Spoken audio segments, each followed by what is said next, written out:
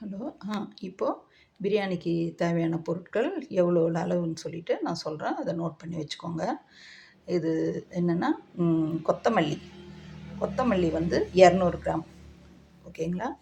அதுக்கப்புறம் பட்டை, லவங்கப்பட்டை 75 கிராம், ஏலக்காய் 10 கிராம், அதுக்கப்புறம் சீரகம் 20 கிராம், மிளகு வந்து 15 கிராம், 3 வந்து அன்னாசிப்பூ 3. இந்த கடல் பாசி நீங்கள் ரொம்ப கம்மியாக போடணும். இந்த ஸ்பூன்லலாம் போட முடியாது. சும்மா ஒரு நல்லா ரொம்ப அதிகமாக போட்டால் இது கசப்பு வந்துடும்.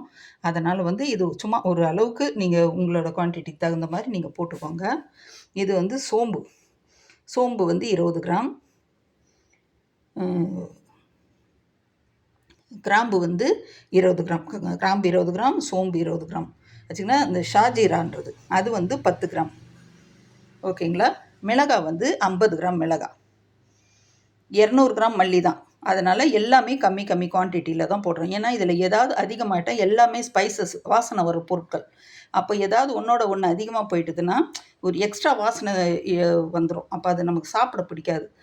ஓகேங்களா? அதுக்கப்புறம் இது வந்து ஜாதிக்காய் சின்ன ஜாதிக்காவிலேயே அதுலேயே வந்து கட் பண்ணி சின்ன துண்டு வச்சுருங்க. ஏன்னா ஜாதிக்காயெலாம் ரொம்ப வாசனை வரும்.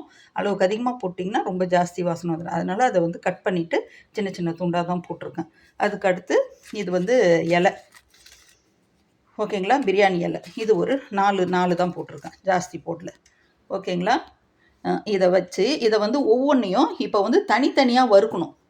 தனித்தனியாக வறுத்து அதுக்கப்புறமா அரைக்கணும். ஏன்னா இது ஒன்றும் ஒரு மாதிரியான வெப்பத்தை தாங்கக்கூடியது.